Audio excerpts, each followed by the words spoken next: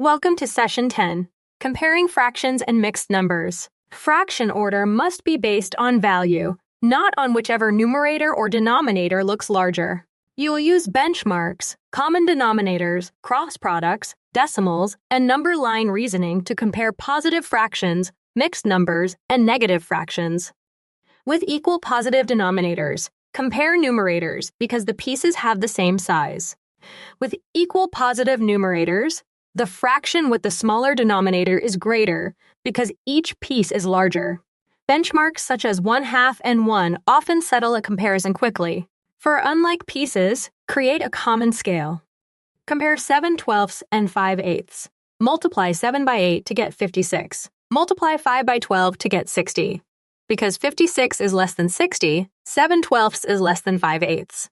Keep each cross product matched to its original fraction so the final inequality does not reverse. Compare 4/9 and 5/8 with the benchmark 1/2. 4/9 is less than 1/2 because 4 is less than half of 9. 5/8 is greater than 1/2 because 5 is greater than half of 8.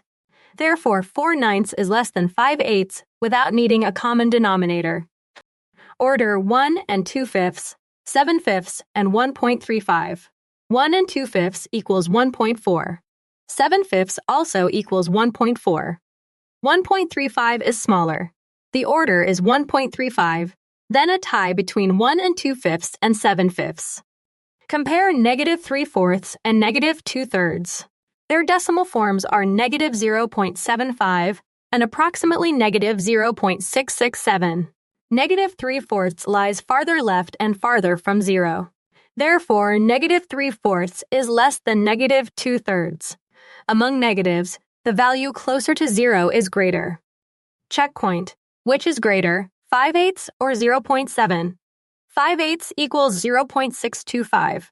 0.7 equals 0.700. Since 700 thousandths is greater than 625 thousandths, 0.7 is greater. Begin with a benchmark, then choose a common denominator, decimal form, or cross product when needed. Compare whole parts first in mixed numbers, keep cross products matched to their fractions, and remember that negative order follows the number line. Continue learning and practicing at bridge2exam.com.